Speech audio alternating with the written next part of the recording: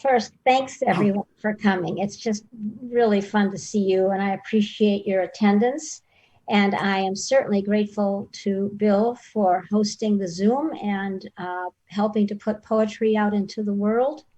And thank you also to my other reader, who will be equally, if not much better, stronger voice than mine. So thank you all for sharing this, Bob, and all of you today. My work is going to be just selecting from different areas of my poetry. So there'll be some work from interior views looking out and from interior looking further into the interior. This first one is decanting. Today you announce that it's time to start drinking our good wine. I agree and take account of what else needs pursuing. All those dusty boxes filled with brochures from Century of Progress, my parents' WW2 ration books, your grandmother's recipes among childhood photos and old dance cards.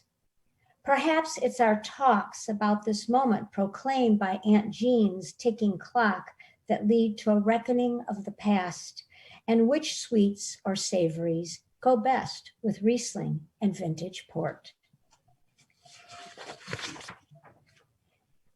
This next poem was influenced by a lovely walk I took in Door County, mapping a life. Sometimes it's like that, the kind of journey when I walk where deer prints mark a path, fringed with scallop bottom mushrooms and speckled stones, a microcosm of beauty and solitude at each bend and at every breath that reminds me I'm not even halfway to anywhere, with so much to examine, hold on to before the urgency to repack for life's next destination, another place to meet at the still point.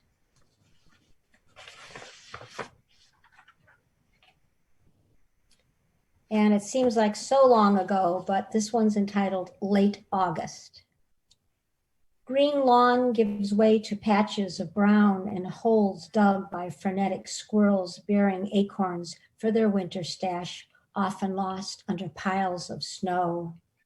A stillness in the stately pines and oaks contrasts with noisy nibbling by these gray keepers of this moment I observe from a patio chair, while watching for other changes, the instant when all meet at the juncture of past and future as an infinitesimal thread connects us with whatever went before and what will follow, those things we can control and those that pass us by, courses through each leaf or disappears when no one's left to remember.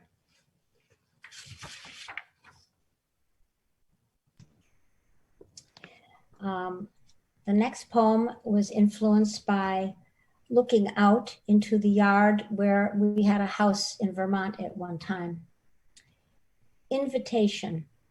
It's the light that draws me toward the woods, steps back from the door. A white shaft plays hide and seek with branches wrapped in shadow. A whippoorwill calls to the night, its singular song the only sound. The sanctity of the hour when first blink of stars sparks indigo sky, speaks in dream language, calling beyond garden wall, to step deeper into the moment, decipher what message it holds between each breath. Before the first hints of sunrise impose the day's demands, so finite and presumptuous. And this next one takes a different view among people. This may have been an experience you would have had if you'd ever ridden public transportation. It's called CTA. This is the usual run, mostly on time, mostly uneventful, except for the human landscape of bobbing heads riding the train south to Chicago stations, downtown or beyond. No one catches a stranger's eye. Some stare into books and swaying newspapers. Others talk in garbled conversations, competing with rail screech or recorded announcement for the next step. And it should be stop. A woman bundled in a hooded fleece jacket, resembling a 12th century monk on a warm April day, bends over as if in prayer. At Belmont, a young gum-cracking mother boards with a stroller and sleeping child who's oblivious to popping pink bubbles or her mom's bored glances at riders. Unnoticed, a snoring man slumps on a cane, his body bulging between two seats while he grips a ripped plastic bag. Another man dressed in white shirt and crooked tie weaves down the aisle as he shouts God's praises and offer of salvation. It's all here, our stories left unspoken, small gestures ignored and forgotten, the smell of mortality before each of us exits. And then we go far away to China, or possibly closer. The Great Wall. The stone structure twists and turns through mountain passes and over ridges, a colossal effort that slices the landscape, its barracks and guard towers perched above the fortress, stretching 500 yards and 500 years and thousands of miles, with some sections now mounded like sleeping camels, given way to time and decay, while outside Beijing, sunlight glints off motivated granite steps kept into the past by efforts of the present. All that time to divide, repel, or impose, so much energy to flaunt power and grandeur beyond view, the age-worn question of what we keep walling in or walling out.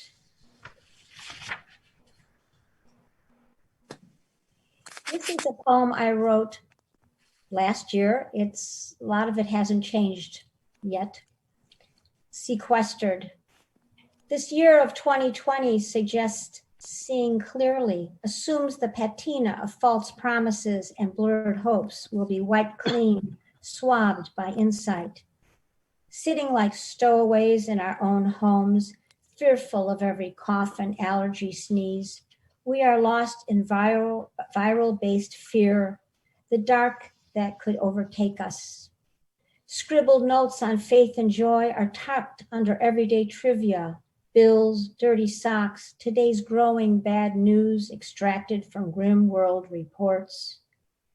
Neighbors take to the streets, avoid strangers, walk as if their life depended on it, with nowhere else to go except food stores with sparsely filled shelves.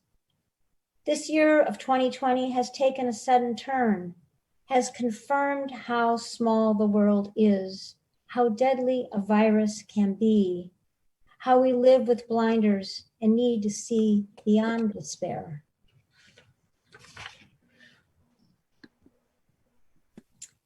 And a lovely time at the lake before all of this started that we're facing now. Where you can find me. Yesterday we sat on the lighthouse lawn, ate ice cream from a vendor's pushcart, and listened to band music with horns blaring and timpani booming, while children tossed a plastic ball that bounced off people's sandaled feet. This morning's dark August clouds promised rain and threatened our swim at the beach, but that didn't stop a dive into lumpy waves before the sudden downpour that sent us scuttling across wet sand for cover under a stored canoe, where we sipped coffee from a blue thermos and watched gulls fast foot along the shore. Later, mute sailboats traced the horizon under clear skies as we walked over the dunes and through another millimeter of time. When you asked me where life was taking us, I answered, here.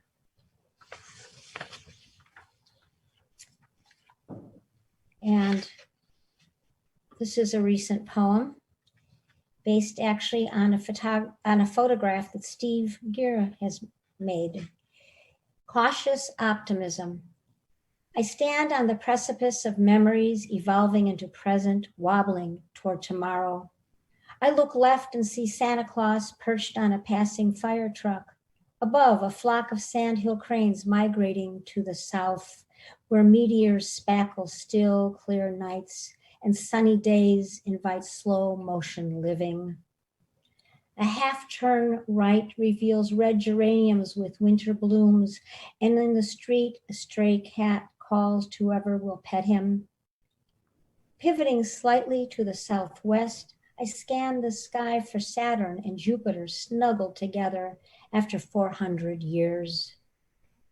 It's important to watch where I place my feet, not knowing what lies ahead, while tucked between clarity and shifting winds, or sudden earth tremors that could throw off my balance and propel me backward without a safety net.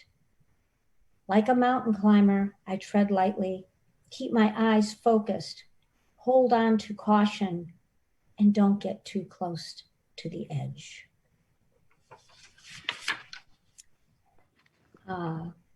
I grew up in Northbrook, and my brother can attest to the fact that we had a lot of farms at that time. And so this is a nod to that. Just another suburb. There aren't any more barns in my hometown. The last gray planks came down years ago when neighborhoods and cul-de-sacs started to sprawl, each crop of colonial and ranch houses popping up like weeds, displacing fields of ripened corn. A road runs through another farmstead with a stand where my mother bought fresh eggs with no clue of the future fire station and red trucks trimmed in shiny chrome across from an office complex framed by parking lots. Now, few locals can relate to the scent of fresh hay bales stacked behind big wooden doors, creaking open with a push from a childhood memory of splintered boards and ghostly light shafts in the loft where mice hid among rusted fence wire and feed pails. The possibility of always promised with each carefully hammered nail. And keeping with the barn theme back in Vermont, South Road. Late afternoon sun trips over the mountains, spills shafts of gold on fall meadows, bordered by tumbled stone walls. The Whitney's gray barn defies gravity. Its stalls empty, the silo a shell bereft of silage with domed roof leaking light and rain. Smoke wisps from the white frame house standing sentinel 4 generations against time. A few apples still clinging to gnarled trees, like a tickle of longing for something quieter before microchips, smartphones, or 6-lane highways. Faded tintypes don't reveal forgotten graves hidden by underbrush, crop failures, or the long days into night farmers wore like tattered overalls. There's still a history of home that adorns itself in mute testimony to what's left, slicing and splintering into now, a place that writes its own stories. And in the meantime, I've traveled this road before, the one between celebrations with presents and reveling into the next year. The ride can be bumpy, even hazardous, with potholes of pain and potential loss. A reckoning begs attention, idles at the crossroads of the future, where glints of hope varnish dark shadows cast by winter's bare branches. Each new mile can't be ignored. Every turn, another chance to meet a burnished moon, sanctified by the chrysalis of spent days. And two more. Changing direction. One day you wake up and everything seems different. Suddenly, you're without an illustrated map or illuminated compass to an unfamiliar day, blazing in the first shafts of dawn, erasing yesterday's doubts, or whatever your former life wearing thin at the elbows and raveling at the edge of redundancy, has run its course. Then, like Alice seeking her wonderland, you leave your life's litany behind and pick a door with the biggest threshold to catapult yourself into the future where risk outweighs certainty and optimism walks barefoot on distant sands, or climbs to high peaks where you can see how far you've come, and with only the horizon blocking the next journey to wherever you choose to go. Thank you.